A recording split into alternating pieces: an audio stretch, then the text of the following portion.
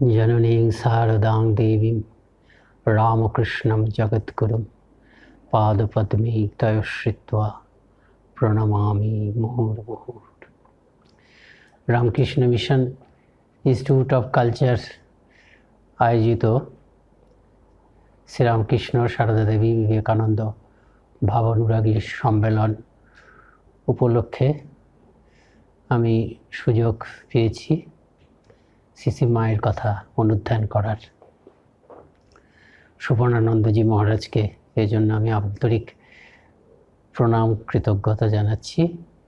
এবং আপনারা যেসব ভক্তরা তারা বিভিন্ন জায়গা থেকে আজকে সারাদিনের আজকের এই ভক্ত সম্মেলনের অনুষ্ঠান শুনছেন, তাদের প্রত্যেককে আমার নমস্কার, শুভেচ্ছা জানাচ্ছি। সামনে মায়ের পুজো, মায়ের পুজো যেন আমরা খুব ভালোভাবে কাটাতে পারি, আর সকলে মিলে আমরা মায়ের কাছে প্রার্থনা করব এবং করে যাই। কারণ এই জগৎ হচ্ছে মায়ের জগৎ, যে এই মুহূর্তে সারা পৃথিবী আমরা যার মধ্যে দিয়ে চলেছি সেখান থেকে মা যেন উদ্ধার করেন সেই মহামারী অতিমারীর মধ্য থেকে।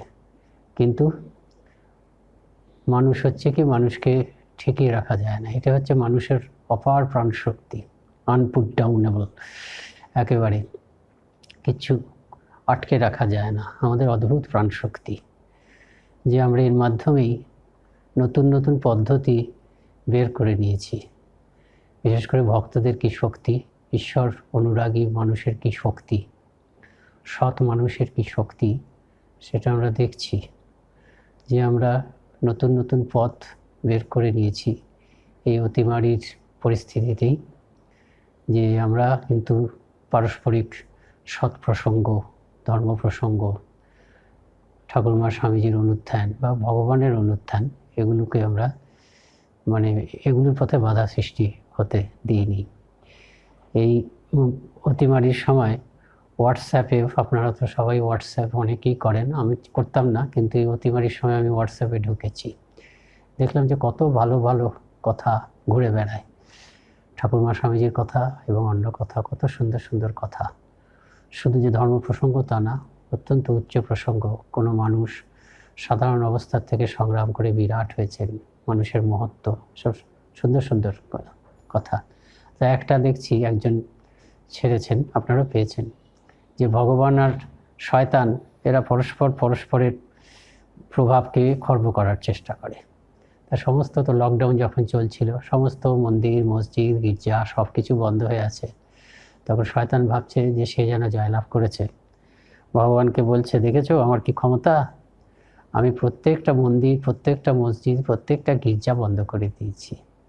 তখন ভগবান বলছেন যে আমি প্রত্যেকটা ঘরে ঘরে গির্জা মন্দির মসজিদ খুলে দিয়েছি। তা আমাদের ক্ষেত্রে তাই হয়েছে, আমরা ঘরে ঘরে বসে আছি। Ramakrishna Mission Institute of culture হয়তো সকলের জন্য এখনও খোলেনি সেইভাবে। বেলুড় মঠ তো একবার খুলে আবার বন্ধ হয়ে গেছে। দক্ষিণেশ্বর, কালীঘাট এসব জায়গাতেও যেতে পারছে না, অন্য আশ্রমগুলোতে। কিন্তু হলে কি হবে, ঘরে ঘরে ঠাকুরের আশ্রম, ঠাকুরের অনুধ্যান যেন খুলে গেছে। সেরকম একটি ঠাকুরের আশ্রম পরিচালিত ভক্ত সম্মেলন এক্সটেন্ডেড হয়ে গেছে। ঠাকুরের আশ্রমগুলো ঘরে ঘরে আমরা এই অনুধ্যান করছি। এবং মায়ের কৃপায় আমাকে মায়ের কথা বলতে বলা হয়েছে। মা হচ্ছে আমাদের কাছে সব থেকে আদরের। জাগতিক যত সম্পর্ক আছে তার মধ্যেও মা আমাদের কাছে সব থেকে প্রিয়, সব থেকে কাছের। কিছু কিছু অস্বাভাবিক ক্ষেত্র বাদ দিলে মাই আমাদের কাছে সব থেকে কাছের জাগতিক সম্পর্কের ক্ষেত্রে। আর এই যে ঠাকুরমা স্বামীজির জগৎ, এখানেও দেখা যায় ঠাকুর মা স্বামীজি সবাই, কারোর কোনো পার পাওয়া যায় না। তা সত্ত্বেও মায়ের প্রতি দেখা যাচ্ছে লোকের বেশি ভালোবাসা সাধারণত দেখা যায়, যদিও এরা তিনজন আসলে অভেদ। তো সেই মায়ের অনুধ্যান, তা মাকে আমাদের খুব প্রয়োজন আছে। মাকে কেন প্রয়োজন আছে, এই মায়েরই এলাকা, এই জগৎ হচ্ছে মায়ের এলাকা। আদ্যাশক্তি, যিনি আদ্যাশক্তি তিনি অবতারের সঙ্গে লীলা সঙ্গিনী হয়ে আসেন। তা ঠাকুর আমাদের কাছে প্রার্থনা শিখিয়েছেন। কি প্রার্থনা? ঠাকুর দেখেছে, এই নাও তোমার এসব আছে না, প্রার্থনা কথামৃতে আছে, এই নাও তোমার আচ্ছা ভুলে যাচ্ছি, ভক্তি প্রার্থনা ইত্যাদি আছে, শুদ্ধা ভক্তি দাও মা।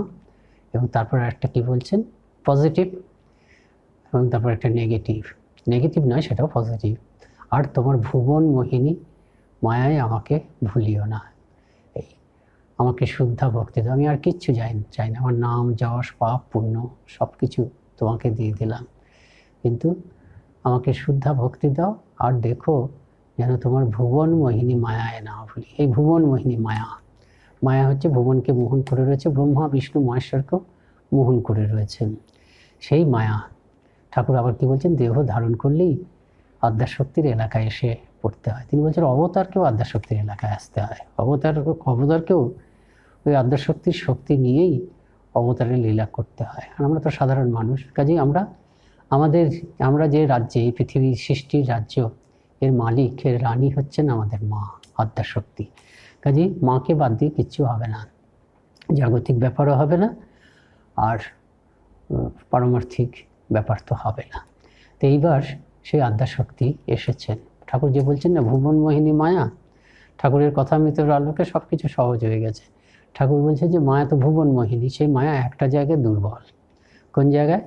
মায়াকে যদি কেউ মা বলে ডাকে, মায়াকে যদি কেউ মা বলে ডাকে, তখন মায়াদেবী লজ্জায় মুখ লুকোন। আমাদের এমন সৌভাগ্য, এই যে রামকৃষ্ণ যুগে আমরা যে যারা জন্মেছি, আমাদের এমন সৌভাগ্য, সেই মায়া শক্তিকে, সেই ভুবন মোহিনী মায়াকে বা সেই আদ্যাশক্তিকে ঠাকুর তার লীলাসঙ্গিনী করে এনেছেন। লীলাসঙ্গী করে এনেছেন এমন একটি মাতৃরূপে মণ্ডিত করে যে তাকে আর চেষ্টা করে মা বলতে হয় না। আমরা তো ভুবন মোহিনী মহামায়াকে মা বলে ডাকবো, হ্যাঁ, তারপরে মা আমাদেরকে উদ্ধার করবেন, কিন্তু এখানে সেই ভুবন মোহিনী মায়া তিনি স্বেচ্ছায় একটা মাতৃমূর্তি ধারণ করে এসেছেন, স্বেচ্ছায় মা সেজে এসেছেন। কাজে তাকে চেষ্টা করে মা বলে ডাকতে হয় না। এমন তার জীবন, এমন তার লীলা কথা যে আপনি একটুও জানলে, একটুও স্মরণ করলে, এমনকি এমন তার রূপ যে ক্যালেন্ডারে ছবি, কিছুই জানি না, এরকম কত ঘটনা আছে, দেখে মনে হচ্ছে আমার মা। আপনারা এসব অনেক ঘটনা জানেন, অন্তত দুটো তিনটে ঘটনা তো আপনারা জানেনই। একটি ঘটনা বলতে পারি, সেটি পূর্ণাত্মানন্দজি এডিটোরিয়ালে লিখেছিলেন উদ্বোধনের সম্পাদক থাকাকালীন। তো আমিও তখন তো ওখানেই ছিলাম। শতরূপে সারদা বইটি সদ্য প্রকাশিত হয়েছে। তো সেই বইটি যখন প্রকাশিত হলো, একটু অন্য কথা বলছি, আমি একটি চিঠি পেয়েছিলাম, আমি নয়, আমরা একটি চিঠি পেয়েছিলাম লোকেশানন্দজিকে লেখা, অনেক চিঠি প্রশংসা করে যে এরকম বই আর হয় না, এরকম খুবই মুগ্ধ মায়ের কথা। তো তার উত্তর বাংলা থেকে একজন ভদ্রলোক চিঠি দিয়েছিলেন যে মহারাজকে খুব সাধুবাদ জানিয়ে, যে আপনি যে কি আমাদের জন্য যে কি কাজ করেছেন, একেবারে এই অপূর্ব যেন এই যে অমৃতময়ী জীবন, সেটির বিভিন্ন দিক আমাদের কাছে তুলে ধরেছেন। এই বহু মানুষই লিখেছে, কিন্তু মহারাজ লোকেশানন্দ মহারাজের সম্পাদনা তো সেই জন্য। তারপরে ওই ভদ্রলোক চিঠিতে লিখেছেন যে মায়ের কৃপা যে আমার জীবনে কত, কোনো একদিন সাক্ষাতে আপনাকে বলবো, যে মা আমাকে জীবনে 2-3টি স্বপ্ন দেখিয়েছেন। আমার বয়স এখন বোধহয় 65-67, তখন বলছেন, হ্যাঁ, এই 65 বছরের জীবনে আমি বোধহয় কয়েক লক্ষ স্বপ্ন দেখেছি। সেই স্বপ্ন তো কিছু মনে নেই, কিন্তু ওই যে মা 2-3টি বার আমার এই জীবনের বিভিন্ন সময়ে মা দিব্য স্বপ্ন দেখিয়েছেন, সেই দিব্য স্বপ্নগুলো মানে আমি মনে করতে তো পারি বটে, প্রত্যেকটা কথা সত্যি হয়েছে। তা এরকম হচ্ছে মায়ের লীলা। তা সেই মা তিনি এবার মাতৃমূর্তি ধারণ করে এসেছেন স্বেচ্ছায়, এমন একটি রূপ ধারণ করে এসেছেন যে তাকে চেষ্টা করে মা বলে ডাকতে হয় না, সত্যি সত্যি আপনি মা, আমরা মানে ভেতর থেকে মা ডাক উচ্চারিত হয়। তো ওই যে শতরূপে সারদার কথা বলছিলাম, শতরূপে সারদার বইটি প্রকাশিত হয়েছে, খুব ভিড়, সবাই কিনছে। এমন সময় একদিন কি হলো, ইনস্টিটিউট অফ কালচারের সেলস কাউন্টারে বড় হয়েছে, এইটি রিক্সাওয়ালা তিনি শতরূপে সারদা বইটি কিনতে চান। আমার মনে আছে তখন বইটি আমরা প্রি পাবলিকেশন বুকিং করেছিলাম, 50 টাকায় পাওয়া যেত, যারা আগে বুকিং করেছে তারা 35 টাকায় পেতেন, অনেক দিন আগের কথা তো। 35 টাকা তার কাছে নেই, তার কাছে বোধহয় 25 টাকা আছে, তার থেকে বেশি কিছু নেই, এবং সেই 25 টাকা দিয়ে সে বইটি কিনতে চায়। 25 টাকায় তো দেওয়া যাবে না, তাকে অন্তত আরও 15 টাকা দিতে হবে, তাতে পাওয়া যাবে না। তখন একটু হয়েছে সে বইটা না নিয়ে যাবে না। তখন আমাদের যিনি মহারাজ ভারপ্রাপ্ত ছিলেন তার কাছে তাকে আনা হলো প্রকাশের ব্যাপার। তখন মহারাজের কৌতূহল হলো যে কি ব্যাপার, কেন আপনি এরকম করছেন, এই বইটা নিতে চাচ্ছেন না? তাকে দেখে মনে হচ্ছে না যে খুব শিক্ষিত। তখন সে বলল যে গতকাল আমি এখান থেকে ভদ্রমহিলা বেরোলেন, তাকে আমি রিক্সা করে নিয়ে যাচ্ছি, ওই টানা রিক্সা করে। তিনি এখানে ওই বইয়ের কাউন্টার থেকে এই বইটি কিনলেন, তার হাতে বইটা ছিল আর বইটার উপরে মায়ের বড় ছবি। তা বইটি দেখে আমার মনে হলো, ছবিটি দেখে মনে হলো আমি ছোটোবেলায় মাকে হারিয়েছি, ঠিক আমার মায়ের মতন দেখতে, কিছুই জানে না। হ্যাঁ, দেখুন কিনে, তারপর কিনে তা মহারাজ ওই পূর্ণাত্মানন্দজি ছিলেন তখন, তা তিনি তাকে বইটি দিয়ে দিলেন, ওই 25 টাকাতেই দিয়ে দিলেন। তা দেখুন, জীবনী পড়ে তো মা ডাকা আসছে, শুধুমাত্র ছবিটি দেখে এমন একটি ঠাকুরের এমন লীলা আমাদের কল্যাণার্থে, সেই ভুবনমোহিনী মায়াকে তিনি এমন একটি রূপে মণ্ডিত করে এবার পৃথিবীতে এনেছেন। শুধু রূপে তো নয়, রূপে এবং শক্তিতে পরিপূর্ণ আদ্যাশক্তি তিনি এবার এসেছেন। রূপে মণ্ডিত শক্তি এবং রূপে মণ্ডিত করে এনেছেন যে ভুবনমোহিনী মায়াকে চেষ্টা করে মা বলে ডাকতে হচ্ছে না, ভেতর থেকে স্বতঃসারিত হচ্ছে আমাদের মা ডাক, মা দৃষ্টি। তার ফলে কি লাভটা, কি লাভটা হচ্ছে কি, এই ভুবনমোহিনী মায়া তিনি আমাদের উপর থেকে তার অবিদ্যা মায়াকে সরিয়ে দিচ্ছেন। কেন, আপনি তো মা, হাজার হাজার লক্ষ লক্ষ এই যুগের মানুষ তারা যেই মায়ের ছবির দিকে তাকাচ্ছে এবং মনে হচ্ছে আরে ইনি তো আমার মা, সঙ্গে সঙ্গে ভুবনমোহিনী মায়ার যে বন্ধনাত্মিকা শক্তি সেটি আমাদের উপর থেকে শিথিল হয়ে যাচ্ছে। অর্থাৎ ভগবান লাভের পথ আমাদের জন্য কিন্তু মসৃণ হয়ে যাচ্ছে। একটা বিরাট আমাদের ভাগ্য। তা মা কি করেন, এমন মা এমনভাবে, আর মায়ার আবার একটা জিনিস আছে, মা যেমন বিদ্যামায়া, মায়া হচ্ছে লুকিয়ে থাকে, মায়া হচ্ছে অনির্বচনীয়, মাকে চেনা যায় না। বহু মানুষ মাকে চিনতে পারেনি, কিন্তু চিনতে না পারলেও মাকে ভালোবাসলেই হবে, তাতে কিন্তু আমাদের পথ খুলে যাবে। অক্ষয় চৈতন্য মহারাজ কি বলছেন, শিশি মা কি করেছেন? শিশি মা তো ঠাকুরের কাছে এলেন, ঠাকুরের কাছে আসার পরে ঠাকুর এবং মা দুজনেই দুজনকে যেন প্রশ্ন করে জেনে নিলেন যে তুমি আমাকে কিভাবে দেখো। উনি জিজ্ঞেস করলেন, ইনি দেখলেন, ইনিও জিজ্ঞেস করলেন তুমি আমাকে কিভাবে দেখো, কেন এসেছো? ঠাকুর জিজ্ঞেস করলেন কি, যে তুমি কি আমাকে সংসার পথে নিয়ে যেতে এসছো? মা সঙ্গে সঙ্গে তা কেন, তোমাকে ইষ্টপথেই সাহায্য করতে এসেছি। ঠাকুরের ইষ্টপথ, ইষ্ট মানে অভীষ্ট, অবতারের ইষ্টপথ কি, ধর্মস্থাপন। অবতারকে ধর্মস্থাপনে সাহায্য করতে, পৃথিবীতে ধর্মের রাজত্ব করা, পৃথিবীর মানুষকে ভগবত চেতনায় মানে উজ্জীবিত করা, প্লাবিত করে দেওয়া, সব কিছু চলবে পৃথিবীতে। কিছু তাকিয়ে দেখা যাবে সর্বত্র ভগবানের কীর্তন হচ্ছে তা নয়, সব চলবে, গাড়ি ঘোড়া চলবে, আর্টিফিশিয়াল স্যাটেলাইট সব কিছু চলবে, কৃত্রিম উপগ্রহ সব কিছু চলবে, বিজ্ঞান এগিয়ে যাবে, সব কিছু চলবে। তাকিয়ে দেখলে পৃথিবী এগোচ্ছে এগোচ্ছে এগোচ্ছে এগোচ্ছে, বাহ্যিক দিক থেকে পৃথিবীর কোনো পরিবর্তন হবে না, কিন্তু মানুষকে নিয়ে তো পৃথিবী। সেই মানুষগুলো প্রত্যেকে জানবে যে আমরাই ভগবৎ স্বরূপ, এবং নিজের ভগবৎ স্বরূপকে উপলব্ধি করাই জীবনের লক্ষ্য। এই কাজটি করার জন্য অবতার আসেন, এটি শ্রীরামকৃষ্ণের ইষ্টপথ। শ্রীরামকৃষ্ণের এই ইষ্টপথে সাহায্য করার জন্য শ্রী মা সারদা দেবী এসেছিলেন। ঠাকুরকে বললেন তোমার ইষ্টপথেই সাহায্য করতে এসেছি, তোমার জীবনব্রতেই সাহায্য করতে এসেছি। শ্রীরামকৃষ্ণের যা মিশন সেটি ঠাকুরেরও মিশন, মায়েরও মিশন। শ্রীরামকৃষ্ণ সারদা দেবীর উভয়ের জীবনব্রত নিয়ে এই রামকৃষ্ণ সংঘ বা রামকৃষ্ণ মঠ এবং মিশন। তা তোমাকে ইষ্টপথে সাহায্য করতে এসেছি বলেছিলেন। আর মাকেও ঠাকুর জিজ্ঞেস করেছিলেন, এই ঠাকুরকেও মা জিজ্ঞেস করেছে আমাকে তোমার কি বলে মনে হয়? সাক্ষাৎ আনন্দময়ী বলে মনে হয়। যে মা ওই মন্দিরে আছেন, যে মা আমার পদসেবা করছে, যে মা আমার গর্ভধারিণী, এই তিনের মধ্যে আমি কোনো অভেদ দেখি না। সাক্ষাৎ আনন্দময়ীর রূপ হিসাবে তোমাকে দেখতে পাই। তো ওই যে বলছেন ইষ্টপথে, কাজে মা কী করতে এসেছেন? অক্ষয় কুমার সেন খুব সুন্দর বলছেন, রামকৃষ্ণ ভক্তিদাত্রী চৈতন্যকারিণী। এই কারণে ঠাকুর এসেছিলেন। মাকে ভালোবাসলে মা কী করবেন? মা ঠাকুরে ভক্তি দেবেন। চৈতন্যকারিণী, চৈতন্য ঘটিয়ে দেবেন। ঠাকুরের তো এই ইচ্ছা আমাদের কাছে, সব থেকে বড় আকাঙ্ক্ষা আমাদের কাছে কি আমাদের চৈতন্য হোক। কি আর বলবো, তোমাদের চৈতন্য হোক। 1 জানুয়ারিতে বলেছিলেন চৈতন্য মানে এই মান হুঁশ, বলছেন না, মানুষের প্রকৃত অর্থ কি? মান হুঁশ।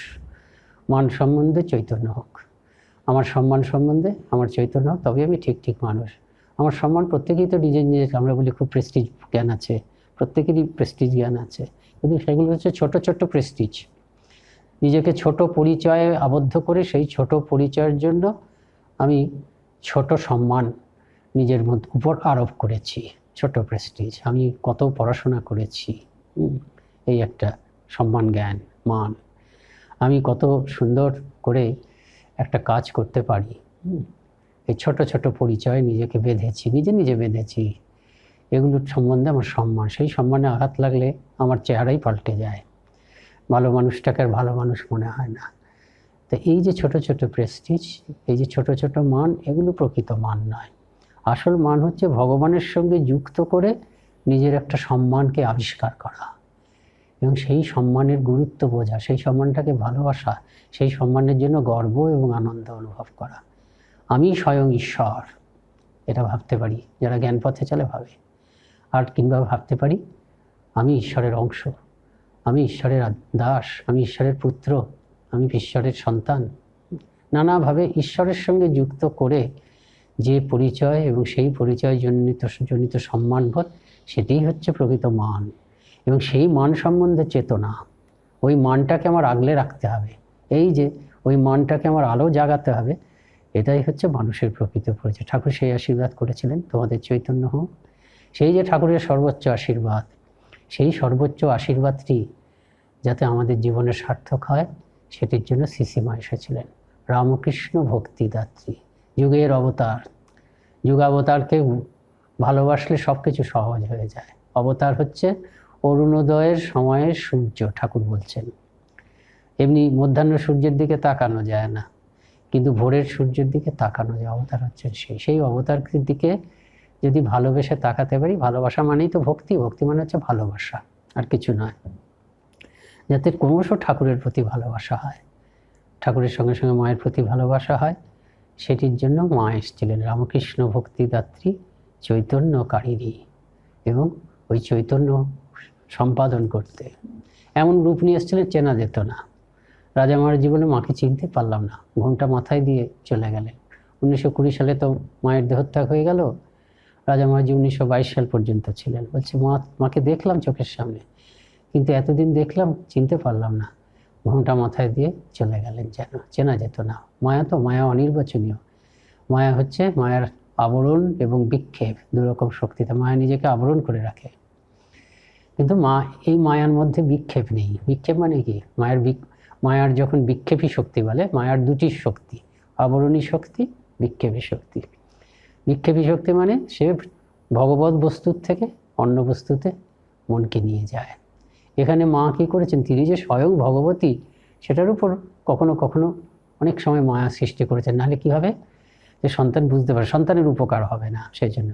কিন্তু জগতের দিকে সন্তানকে বিক্ষিপ্ত কখনো করেননি, বরঞ্চ রামকৃষ্ণ ভক্তিদাত্রী, শ্রীরামকৃষ্ণের প্রতি, সদ্বস্তুর প্রতি সবসময় আকর্ষণ করেছেন। তা ঠাকুর, রাজা মহারাজজি বলছেন চিনতে পারলাম না, ঘোমটা মাথায় দিয়ে চলে গেলেন। শারদানন্দজি কী বলছেন? এতকাল রইলাম পাছে, ঘুরিলাম পাছে পাছে, এরকম। এতকাল রইলাম সাথে, ঘুরিলাম ফিরিলাম পাছে পাছে, কিছু বুঝিতে না পেরে এবার হাড় মেরেছি, তোর রঙ্গ দেখে রঙ্গময়ী অবাক হয়েছি, চিনতে পারলাম না। আর মহাপুরুষ মহারাজজি কী বলছেন? আমরা কি চিনতে পেরেছি? ওই ঠাকুর চিনতে পেরেছিলেন, আর স্বামীজি কিছুটা চিনেছেন। অন্যেরা কী করেছেন? ওরা যা বলেছেন সেটাতে বিশ্বাস করেছেন। সত্যি সত্যি ঠাকুর চিনতে পেরেছেন। ঠাকুর কি বলছেন? সরাসরি বলছেন, ও সারদা সরস্বতী জ্ঞান দিতে এসেছে, রূপটাকে ঢেকে এসেছে। মানবী শরীরে তার যে দৈবী রূপ, জগদ্ধাত্রী রূপ নিয়ে যদি মানবী শরীরে ঘুরে বেড়াতেন, পৃথিবীর মানুষ বড় মলিন, তারা হয়তো তার ওই দেবী স্বরূপকে বুঝতে পারতো না। সেই জন্য রূপ ঢাকলে, রূপ ঢেকে এসেছে, পাছে মানুষ ভুল করে অশুদ্ধ চোখে তাকে নিজের অকল্যাণ করবে। মা কি? মা তো স্বয়ং জগদ্ধাত্রী, স্বয়ং সেই দুর্গা, তার তো কোনো ক্ষতি হবে না। কিন্তু সন্তানের ভুল হয়ে যাবে, সেজন্য সারদা সরস্বতী রূপ ধরতে এসেছেন, জ্ঞান দিতে এসেছে। জ্ঞান মানে তো বিশ্ববিদ্যালয়ের জ্ঞান নয়, স্কুল কলেজের জ্ঞান নয়, জ্ঞান মানে হচ্ছে ওই চৈতন্যকারিণী, ঈশ্বরই সৎ এবং জগতের সব কিছু অসৎ, এই জ্ঞান দেওয়ার জন্য এসছেন। গম্ভীরানন্দজি মহারাজের যে সীমা শারদা বইটি আছে, ভূমিকাটি বড় অপূর্ব। তিনি বলছেন তিনটি রূপ, একটা হচ্ছে জননী, আরেকটা হচ্ছে দেবী, আরেকটা হচ্ছে জ্ঞানদায়িনী, একদম মিলেমিশে গেছে। যে মা, একেবারে আপন মা, এমন স্নেহ। মা বলে যখন তাকে একদম পাকা করে ধরে নিয়েছি ইনি আমার মা, তখন দেখছি তিনি মা নন, তিনি দেবী। তিনি শুধু আবার দেবী নন, তিনি জ্ঞানদায়িনী। দেবী যদি তাকে ভগবতী বলি, ভগবতী এত আটপৌরে হয় না, ভগবতী হয়েও এত আটপৌরে জননীর মতন জননী। আবার যদি বলি শুধু ঘরের জননী, জননী কখনো এত শক্তিময়ী হয় না। জননী আমার জন্য প্রাণ দিতে পারেন, কিন্তু জননী, গর্ভধারিণী জননী আমার ইহকাল পরকালের দায়িত্ব নিতে পারেন না। কাজে অদ্ভুত, একই সঙ্গে জ্ঞানদায়িনী মা, শক্তিদায়িনী মা, চৈতন্যকারিণী মা, আর তিনি আমার ঘরের মা। এইভাবে মা এসেছেন। তা মা ঠাকুর চিনতে পেরেছেন, সরাসরি বলেছেন, কখনো বা ব্যবহার দিয়ে বলেছেন। হৃদয়, এগুলো সব ঘটনা জানি আমরা। হৃদয় ঠাকুরকে মন্দ কথা বলতে বলতে অভ্যাস হয়ে গেছে, সেজন্য মাকেও মন্দ কথা, কিছু কটু কথা বলে দিয়েছে। ঠাকুর কি বলছেন, ওরে হৃদয়, এর মধ্যে যে আছে সে যদি রুষ্ট হয় তবে তুই রক্ষা পেলেও পেতে পারিস, কিন্তু ওর মধ্যে যে রূপ আছে সে যদি রুষ্ট হয়, ব্রহ্মা বিষ্ণু মহেশ্বর কেউ তোকে বাঁচাতে পারবে না, এরকম বলছেন। কখনো কখনো ইঙ্গিতপূর্ণভাবে বলেছেন, আমি কি ঘুটে করুনি বা মেয়েকে বিয়ে করেছি, শাক কি যেন বলছেন, শাক তুলছে ঘুটে কুড়োচ্ছে, এরকম কাউকে আমি বিবাহ করেছি। অর্থাৎ আমাকে যদি, আমি যদি ভগবান হই, আমি যাকে বিবাহ করেছি সেও ভগবতী। এটা শারদানন্দজি মহারাজ বলেছিলেন এক ভক্তকে। সে বলছে যে ঠাকুরকে অবতার বলে বা ভগবান বলে বিশ্বাস হয়, কিন্তু মাকে হয় না। মা সাধারণ বসে আছেন তো, একদম সাধারণ ঘরের মেয়ের মতো, মাকে বিশ্বাস করতে পারি না ভগবতী। তখন তাহলে বলো যে তোমার নাম, ঠাকুরের কথাটা হচ্ছে, আমি কি লাউ শাক খাকি পুঁ শাক খাকি কাউকে বিয়ে করেছি? ঠাকুর বলছে, ঠাকুরের কথাটা হচ্ছে এই যে আমি যদি ভগবান হই, আমি যাকে বিবাহ করেছি সে সাধারণ নারী না, সেও ভগবতী। আর শারদানন্দই এই কথাটা বলেছেন এই ভদ্রলোককে, যে আমি ঠাকুরকে ভগবান বলে গ্রহণ করতে পারছি, কিন্তু মাকে বিশ্বাস করতে পারছি না। বলে তাহলে বলতে হবে তুমি ঠাকুরকেও ভগবান বলে বুঝতে পারোনি। না না না, ঠাকুরকে আমার ভগবান বলে ঠিক বিশ্বাস আছে। তখন সাধনজি গম্ভীরভাবে বললেন, তবে কি তুমি বলতে চাও যে ভগবান একজন ঘুটে করুণী মেয়েকে বিয়ে করেছেন? অর্থাৎ ভগবান যাকে লীলা সঙ্গিনী করেন তিনি ভগবতী হন। এবং সত্যি ওদের বিবাহ আমরা তাই দেখছি, দুজনে দুজনকে নির্বাচন করেছেন। ঠাকুর গেছেন শিহরে, হৃদয়ের ওখানে বাড়ি তো, সেখানে গেছেন মামা বাড়ি, সেখানে শিহরে গেছেন ঠাকুর। আবার আমাদের দিদিমা মানে শ্যামা সুন্দরী দেবীর বাড়িও সেখানে, তা মা সেখানে আছেন। তা সেইখানে মা তখন অত্যন্ত ছোট, একদমই ছোট, বোধহয় 1 বছর 1.5 বছর হবে। তখন বিবাহ শব্দটার মানেও বোঝেন না, কিন্তু তখনকার দিনে গ্রামাঞ্চলে বা এমনিতেও হতো, বাচ্চা মেয়েদেরকে খেপানো হতো, এই কাকে বিয়ে করবি। তো ওদিকে ঠাকুর বসে আছেন, আরও সব ছেলেরা বসে আছেন, আর ছোট্ট মা কোলে আছেন। মায়ের তো বিয়েও হয়েছে ওরকম 5 বছর বয়সে, তা কারোর কোলে আছেন। বলছে এইখানে যারা আছে এদের মধ্যে তুই কাকে বিয়ে করতে হয়? ছোট্ট মা দুটো হাত তুলে যাকে দেখিয়েছিলেন তিনি হচ্ছেন আমাদের ঠাকুর। সেই জন্য গম্ভীরানন্দজি মহারাজ লিখেছেন যে এইভাবে দেখা যায় যে মা সেদিনকেই স্বয়ংবরা হয়েছিলেন। আমাদের দেশে এরকম ছিল তো যে কন্যা স্বয়ং পতিকে নির্বাচন করে। তা মা যেদিনকে এরকম স্বয়ংবরা হয়েছিলেন, গম্ভীরানন্দজি লিখছেন, সেদিন বিবাহ তো শব্দের কোনো তাৎপর্য বোধ তার ছিল না। আর ঠাকুরের ব্যাপারটা দেখুন, ঠাকুর তো দক্ষিণেশ্বরে একদম সাধন ভজন করছেন, একদম পাগল, জগৎ ভুল হয়ে গেছে, সবাই হচ্ছে মাথাটা খারাপ হয়ে গেছে। এখন মাথা ভগবান ভগবান করলে লোকের, সংসারের লোক সাধারণত ভাবে যে একে যদি বিবাহ দেওয়া যায় তাহলে আটকে যাবে। এই জন্য ঠাকুর কামারপুকুরে আছেন, ঠাকুরের বিবাহ দেওয়া মনস্থ হয়েছে, মাথাটা খারাপ হয়ে গেছে ভগবানের কথা বেশি ভাবতে ভাবতে। সেই খুব গোপনে বিবাহের আলোচনা করা হচ্ছে, কেন যে ভগবানকে ভালোবাসে, সংসার যার ভুল হয়ে গেছে, বিবাহতে তো সে স্বীকৃত হবে না, শিওরকে একটু ঝামেলা করে পণ্ড করে দেবে, এটা একটা আশঙ্কা করে তারা চুপি চুপি ঠাকুরের বিবাহের সম্বন্ধ খুঁজছে আর কি, পাত্রী খুঁজছে। কিন্তু কোনো জায়গায় পাত্তি পাওয়া যাচ্ছে না, একটা না একটা কিছু গোলমাল হয়ে যাচ্ছে। এরকম যখন কোথাও হন্যে হয়ে গেছেন যখন তারা, তখন গদাই নিজেই একদিন বলল ওইসব এদিক ওদিক খুঁজে কিছু হবে না, জয়রামবাটির রামচন্দ্র মুখুজ্জের মেয়েটি কুটোবাঁধা হয়ে আছে। কুটোবাঁধা ব্যাপারটা কি? বাড়িতে ফল হয়েছে, বাড়িতে বাচ্চারা আছে, কিন্তু নিয়ম হচ্ছে যে প্রথম ফলটি ভগবানকে, ধরুন জাম ফল আছে, আম ফল আছে, প্রথম ফলটি ঠাকুরের কাছে যখন যাতে যায় সেখানে কয়েকটা ফলকে কুটো মানে খড়কুটো দিয়ে বেঁধে রাখা হয়। ছেলে বাচ্চারা বোঝে যে ওই ফলগুলোতে হাত দেওয়া যাবে না, ওগুলো ঠাকুরের জন্য নির্দিষ্ট। তেমনি জয়রামবাটির রামচন্দ্র মুখুজ্জের মেয়েটি নির্দিষ্ট হয়ে আছে, কুটো বাঁধা হয়ে আছে, অবতারের জন্য, ভগবানের জন্য ভগবতী নির্দিষ্ট হয়ে আছেন। কাজেই এরকম এসেছেন। তার মা ঠাকুরের আচরণ, ঠাকুরের কথাতে বোঝা যাচ্ছে, আচরণে বোঝা যাচ্ছে। তো এই আচরণটি খুব তাৎপর্যপূর্ণ জানেন, যে ঠাকুর ঘরের মধ্যে দেয়ালের দিকে মুখ করে শুয়ে আছেন আর মা খাবার নিয়ে গেছেন। ঠাকুর ভেবেছেন লক্ষ্মী, লক্ষ্মী ভেবে, ভাইজি লক্ষ্মী ভেবে বলেছেন যাওয়ার সময় দরজাটা বন্ধ করে দিয়ে যাস তুই বলে বলেছেন। মা হয়তো বলেছেন আচ্ছা। তা মায়ের গলা শুনেই ঠাকুর বুঝেছেন যে এ তো লক্ষ্মী না, ও তুমি কিছু মনে করো না, আমি হয়েছিলাম লক্ষ্মী। তো যাই হোক, এটা তুমি কী আছে, মিটে যায়। কিন্তু পরের দিন সকাল হতে না হতেই ঠাকুর মায়ের কাছে গেছেন নহবতে। এখন তো যেতেন না, দেখো কালকে সারা রাত আমি ঘুমোতে পারিনি, তোমার সঙ্গে কেন আমি এরকম রুক্ষ কথা বললাম। তো এরকম কী ব্যাপারটা কি, তুই করে বলেছেন, তার মধ্যে তো কোনো দোষ নেই, ভুল করে বলেছেন, আবার সঙ্গে সঙ্গে তো কারেক্ট করে নিয়েছেন, তাহলে কি ব্যাপার, এরকম সারা রাত ঘুমোতে পারলেন না। আসলে কি, অবতার পুরুষ যা কিছু করেন সেটা হচ্ছে আমাদের কল্যাণের জন্য। প্রত্যেকটা আচরণের তাৎপর্য আছে, এমনকি সাধারণ আচরণের। এই যে শ্রীরামকৃষ্ণ লীলার এই যে আচরণটি, এই আচরণটির দ্বারা ঠাকুর আমাদেরকে যেন বুঝিয়ে দিলেন যে শ্রীমা সারদা দেবী রূপে যে মহাশক্তি পৃথিবীতে আবির্ভূত হয়েছেন, জগতে আবির্ভূত হয়েছেন, তাকে অজান্তেও কিন্তু সামান্যতম অবজ্ঞা করা যায় না। এই হচ্ছেন মা। তিনি এসেছেন আমাদের কৃপা করার জন্য এসেছেন তিনি।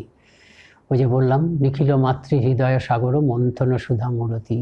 সারা পৃথিবীতে যত মা আছে তাদের প্রত্যেকের হৃদয়ের মধ্যে যে মাতৃস্নেহ আছে, সেই মাতৃস্নেহের সমবেত রূপ হচ্ছে শ্রী মা।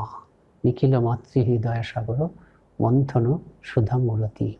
কিন্তু জাগতিক মায়ের সঙ্গে মায়ের তফাৎ কী হচ্ছে? তফাৎটা হচ্ছে এখানে। জাগতিক মা হয়তো, আমার গর্ভধারীর মা হয়তো আমার জন্য প্রাণ দিয়ে দিতে পারেন, কিন্তু আমার ইহকাল পরকালের দায়িত্ব নিতে পারেন না। কিন্তু শ্রীমা ঠিক গর্ভধারিণী জননীর মতনই আমাদের ভালোবাসেন, আবার একই সঙ্গে ইহকাল পরকালের দায়িত্বও নিতে পারেন।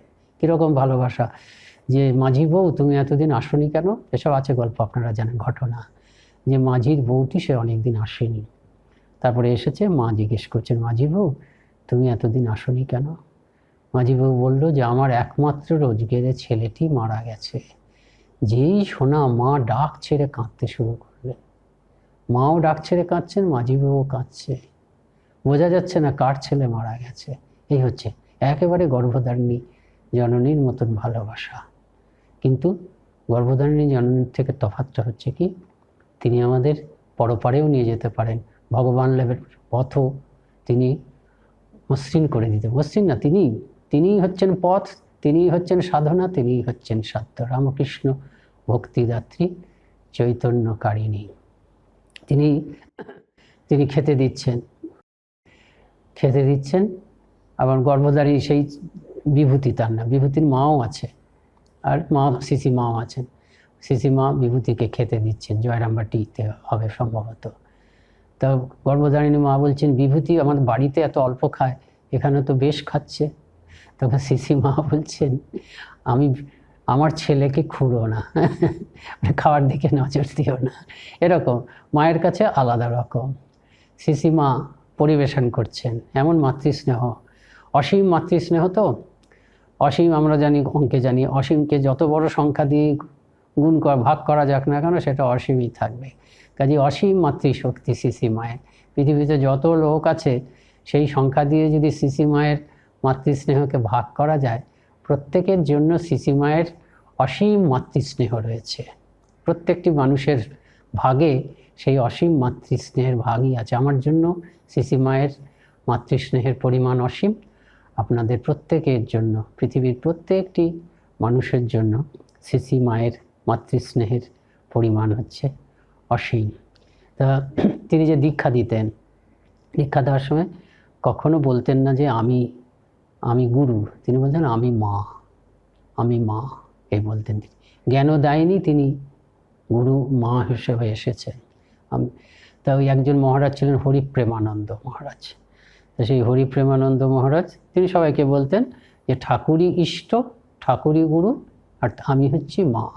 তা সবাই মেনে নিত। কিন্তু হরিপ্রেমানন্দ মহারাজ একটু গোয়ার দিয়েছিলেন, তাকেও দীক্ষা দিয়েছেন।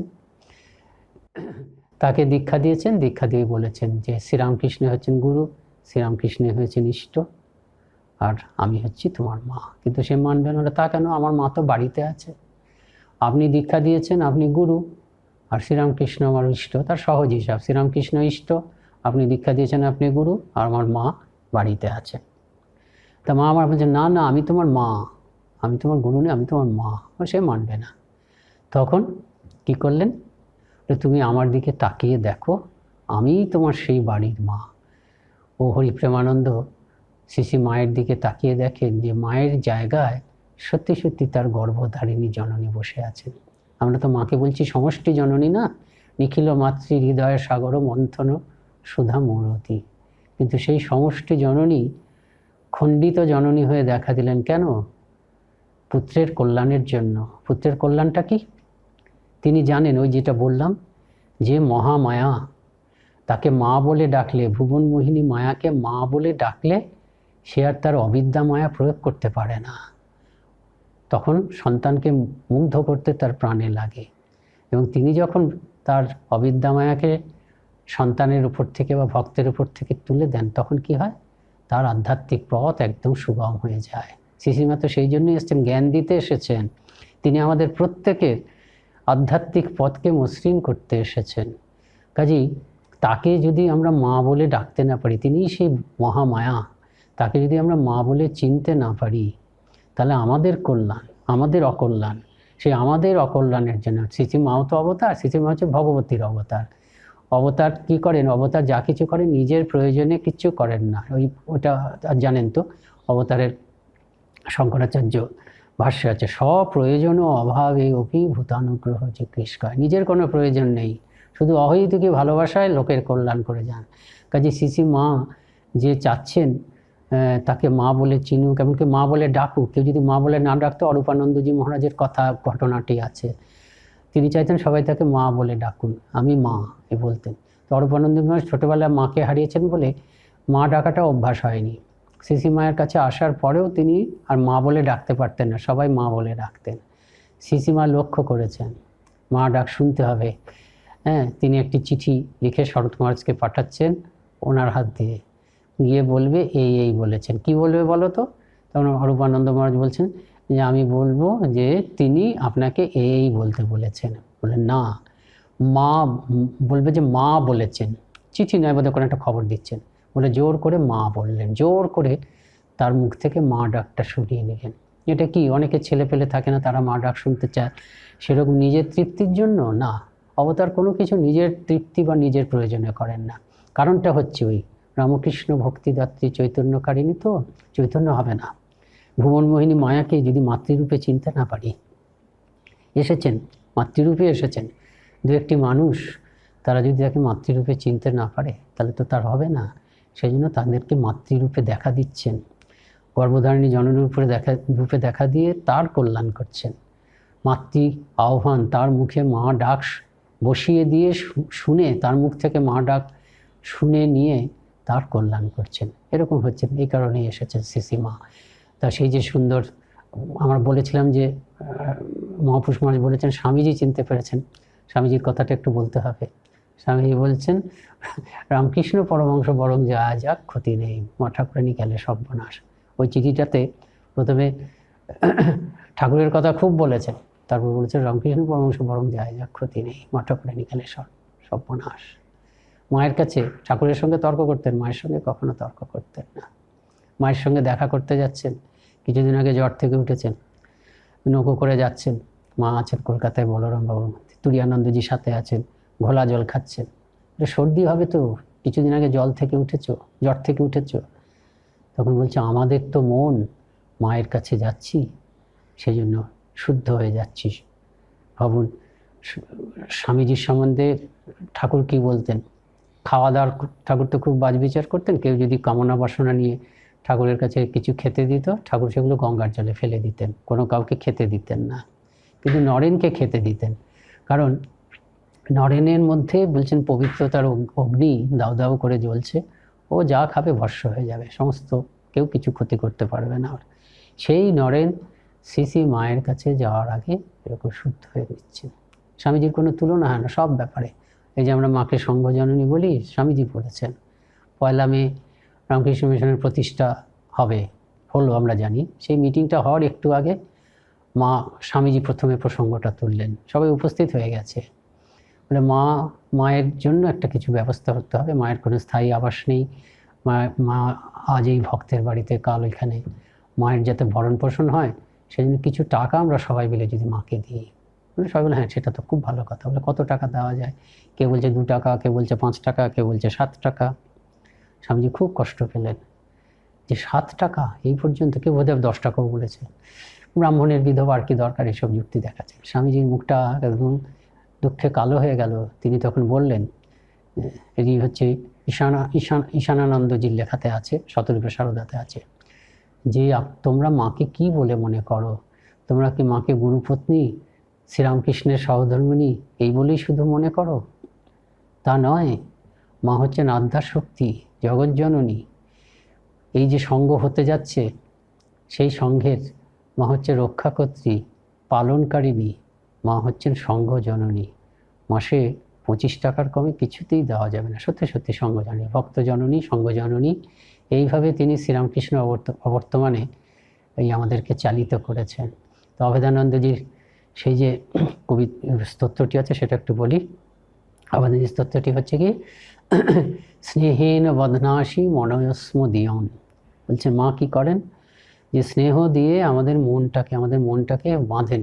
স্নেহেন বদনাশী মনয়স্মি দিয়ন। তারপর কী করেন? দোষান অশেষান সগুণী করসী।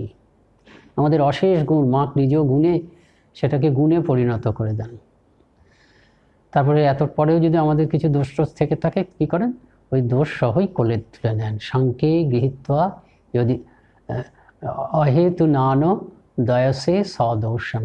অহেতু কি কৃপা করে আমাদের ভালোবাসায় ওই দোষ শুদ্ধই আমাদেরকে কোলে, অহেতু নান দয়সে সদোষণ। দোষ শুদ্ধই আমাদেরকে কৃপা করেন, দয়া করেন। সঙ্কে গৃহীত্বা ইয়দিদাম বিচিত্রাম। কোলের পরে টেনে নেন তিনি। ঠাকুর বলেছিলেন যে এত সন্তান তোমার আসবে যে মা ডাকের জ্বালায় তুমি অস্থির হয়ে উঠবে। ভূতেশানন্দজি মহারাজ আমাদের ওখানে একবার বক্তৃতা করে, সেই বক্তৃতাটি শতরূপে সারদাতে আছে। এই কথা বলে খুব মজার কথা বলেছিলেন ঠাকুরের কথাটা সত্য হয়নি, পুরো সত্য হয়নি। আমরা খুব অবাক হয়ে গেছি, কী বলছেন? যে হাজার হাজার ছেলে, বলেছিল তো ঠাকুর মা ডাকের জ্বালায় অস্থির হয়ে উঠবে। বলে হাজার হাজার লোক মাকে মা বলে ডেকেছে ঠিকই, কিন্তু মা কখনো অস্থির হননি, সত্যি সত্যি অস্থির হননি। মা খুব গর্ববোধ করতেন এবং প্রতিদিন অপেক্ষা করতেন কেউ যেন আসে। হয়তো কেউ আসেনি জয়রামবাটিতে, অস্ফুট স্বরে বলছেন ছেলেরা তোরা আয়, কেউ এসে হাজির হবে সঙ্গে সঙ্গে। আজ তো কেউ এলো না, এরকম বলছেন। অন্যেরা শুনছে, তুমি যে বলেছিলে আমাকে রোজই করতে হবে, রোজই কাউকে কৃপা করতে হবে। আমরা মায়ের কতজন যে দীক্ষিত সন্তান, অক্ষয় চৈতন্য মহারাজ একটি তালিকা করেছেন, কিন্তু সেই তালিকা সম্পূর্ণ নয়, উনিও জানেন সেটা সম্পূর্ণ নয়। ঠাকুরের কথা যদি ধরি, প্রতিদিন মা যতদিন বেঁচে ছিলেন ততদিনই কেউ না কেউ মায়ের কাছে এসে কৃপা পেয়েছেন, মানে মন্ত্র দীক্ষা পেয়েছেন। বলছেন তুমি যে বলেছিলে আমাকে রোজই করতে হবে কৃপা। একদিন ওরকম অনেক দিন আসেনি, তা 3 জন এসছে মায়ের কৃপা। 3 জনকে দেখি মা বলছেন যে, বলে রাজা মহারাজ পাঠিয়েছে, বলছে রাজা মহারাজ পাঠাননি, ওরা চলে এসছে। মা দেখি, মা তো ভূত ভবিষ্যৎ অন্তর দেখতে পেতেন, যে ছেলে বিদেশ থেকে মায়ের জন্য কত ভালো ভালো জিনিস পাঠায়, আর রাখাল কিনে এই জিনিস পাঠালে, মানেটা কি? ওই 3 জনকে নাম লেখা নেই, কিন্তু মাতৃলীলার মানে অহেতুকী মাতৃলীলার একটা দিক ওদের মাধ্যমে প্রকাশিত হয়েছে, ওইটুকুই তাদের লীলা, তাদের নাম আমরা জানি না, কিন্তু 3টি লোক তারা নিশ্চয়ই অনেক অন্যায় করেছে। তারা বেলুড় মঠে গিয়ে প্রথমে বোধহয় রাজা মহারাজের কাছে দীক্ষা নিতে গেছিলেন। এরা সবাই ভূত অন্তর্দ্রষ্টা, বলছে ওরে বাবা পারবো না।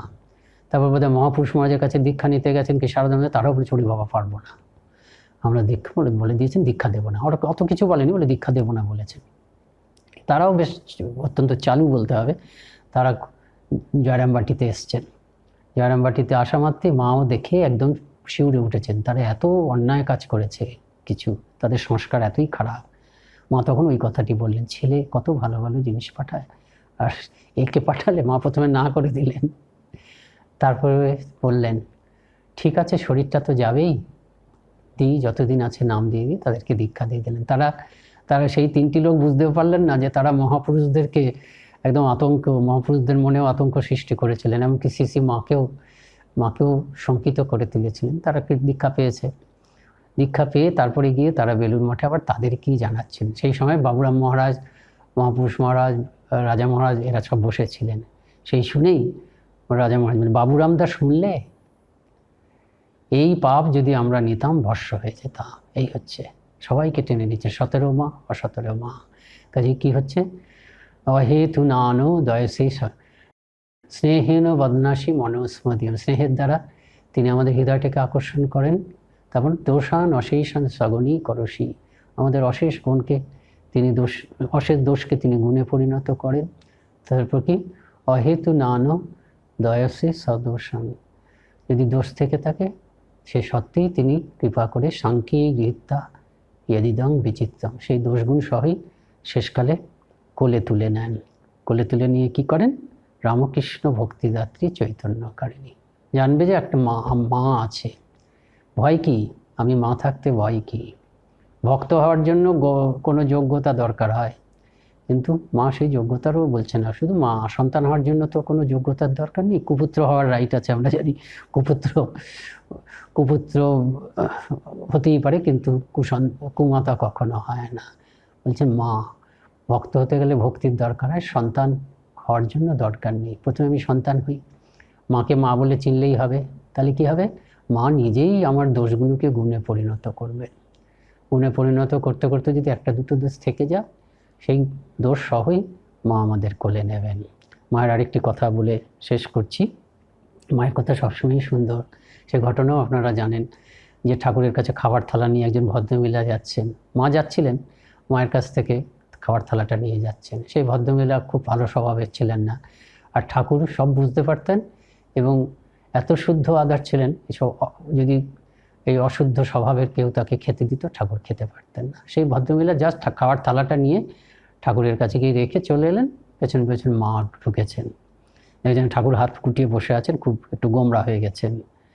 তুমি তো জানো ও কীরকম? বলে হ্যাঁ জানি। তাহলে তুমি ওকে কেন দিলে বলো, খেতে দিলে, ওর হাতে দিলে কেন? আমি খেতে পারি? ঠাকুর মা বলছেন খেয়ে নাও, হ্যাঁ তুমি খেয়ে নাও, মা খুব অনুরোধ করছেন, এরকম করো না, খেয়ে নাও। তখন ঠাকুর কথা আদায় করার চেষ্টা করছেন যে তাহলে তুমি আমাকে কথা দাও যে আমার খাওয়ার থালা তুমি আর কারোর হাতে দেবে না। দেখুন, মায়ের সম্বন্ধে আমরা বলি রামকৃষ্ণ গত প্রাণা, অর্থাৎ শ্রীরামকৃষ্ণর মধ্যে, শ্রীরামকৃষ্ণই তার সর্বস্ব, শ্রীরামকৃষ্ণময় জীবিতা। যেমন সীতা দেবী ছিলেন রামময় জীবিতা। ঠাকুর মানে ঠাকুরের প্রয়োজনের ব্যাপার। ঠাকুর বলছেন ঠাকুরের খেতে কষ্ট হবে, সেই জন্য ঠাকুর বলছেন তুমি কথা দাও যে আমার খাবার থালা তুমি ছাড়া আর কাউকে, আর কারোর হাতে এরকম দেবে না। মা কিন্তু না হ্যাঁ কথা দিতে পারলেন না, কথা দিলেন না। রামকৃষ্ণ গত প্রাণা হয়েও তিনি কথা দিলেন না। বললেন কি যে তা তো আমি পারবো না ঠাকুর, তোমার খাওয়ার থালা আমি চেষ্টা করব আমিই যাতে আনতে পারি, কিন্তু আমাকে মা বলে ডেকে কেউ কোনো দিন কিছু চায়, আমি তো না করতে পারবো না ঠাকুর। এটা বললেন। ঠাকুর তখন খেতে শুরু করলেন। রামকৃষ্ণগত প্রাণা, তার থেকেও বেশি করে তিনি সন্তানগত প্রাণা। প্রকৃতপক্ষে শ্রীরামকৃষ্ণগত প্রাণা বলেই তিনি সন্তানগত প্রাণা। শ্রীরামকৃষ্ণকে তার জীবনব্রতে সাহায্য করার জন্য শ্রীরামকৃষ্ণের নির্দিষ্ট যে ভূমিকা, সেটি হচ্ছে তিনি এরকম সব কিছু নির্বিশেষে, 17 মা, সব কিছু গুণ দোষ সব কিছু নির্বিশেষে তিনি হচ্ছেন মা। সন্তানগত প্রাণা হয়েই তিনি শ্রীরামকৃষ্ণের ব্রত পালন করবেন। ওই যে বলেছেন, আমাকে মা বলে ডেকে কেউ কিছু চাইলে আমি তো না করতে পারবো না। মায়ের এই কথা একদম ধ্রুব সত্য। একজনকে উপলক্ষ করেই তো সারা পৃথিবীর জন্য অবতারেরা বাণী দেন। অর্জুনকে শ্রীকৃষ্ণ বলছে, অর্জুনকে উপলক্ষেই তো উপলক্ষ করেই তো গীতাতে বলেছেন, সর্বধর্মান পরিত্যজ্য মাম একম শরণং ব্রজ অহং তম সর্বপাপেভ্যো মোক্ষয়িষ্যামি মা শুচ। এটা শুধু অর্জুনকে বলছেন না, অর্জুনকেই বলছেন, কিন্তু অর্জুনকে উপলক্ষ করে আমাদের সকলকে বলছেন। তেমনি মা ঠাকুরকে সাক্ষী রেখে আমাদের সকলকে ভরসা দিচ্ছেন যে তার কাছে যদি মা বলে ডেকে কোনো কিছু চাই, সত্যি সত্যি তিনি আমাদের না করতে পারবেন না। যদি আমার অকল্যাণকর কিছু চাই, মা হয়তো সেটা দেবেন না, কিন্তু যেটি সত্যি সত্যি কল্যাণকর সেটি যদি মায়ের কাছে চাই, মা না করতে পারবেন না। একবার একজন ভক্ত তিনি মায়ের কাছে দীক্ষা নিতে গেছিলেন বোধহয় কাশীতে, তখন মা আছেন, তো মাস্টারমশাই আছেন, মাস্টারমশাইয়ের কাছে যান আর ইয়েতেও যান। তা মা বললেন যে আমি কলকাতায় দীক্ষা দেবো বা জয়রামবাটিতে দীক্ষা দেবো। তা সেই ভদ্রলোক এসে মায়ের কাছে, মাস্টারমশাইয়ের কাছে দুঃখ প্রকাশ করলেন যে মা বললেন বটে, কিন্তু আমি অযোগ্য বলেই বোধহয় মা সরাসরি বলতে পারলেন না, আমাকে না করে দিলেন। মাস্টারমশাই খুব উত্তেজিত হয়ে বললেন, কি বলছেন? মা বলেছেন যখন আপনাকে দীক্ষা দেবেন কলকাতায় গেলে, তাহলে নিশ্চয়ই হবে। চন্দ্র সূর্য কক্ষচ্যুত হতে পারে, সৃষ্টি ধ্বংস পেয়ে যেতে পারে, তো মায়ের মুখ থেকে যা বেরিয়েছে তা কখনো মিথ্যা হবে না।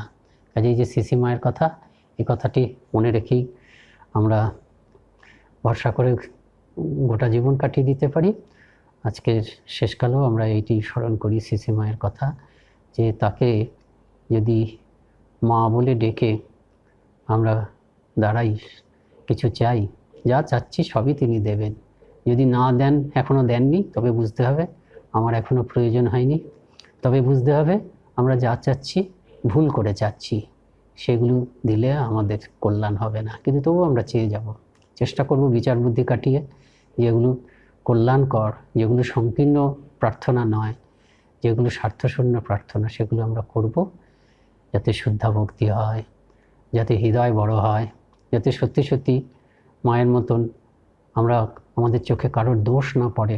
এসবগুলো সদ্গুণগুলো, দৈবী গুণগুলো, গীতাতে যেসব দৈবী গুণের কথা বলা হচ্ছে, সেই দৈবী গুণগুলো মায়ের কাছে চাইব। গীতাতে যেসব আসরিক সম্পদ, আসরিক গুণগুলোকে, আসরিক লক্ষণগুলোকে ত্যাগ করার কথা বলা হয়েছে, সেগুলো যাতে বর্জিত হয়ে যায় আমার মধ্যে থেকে, এসব প্রার্থনা করব। এবং মাকে মা বলে ডেকে চাইলে এগুলো আমরা পাবোই পাবো। জয় মা, জয় ঠাকুর, জয় স্বামীজি।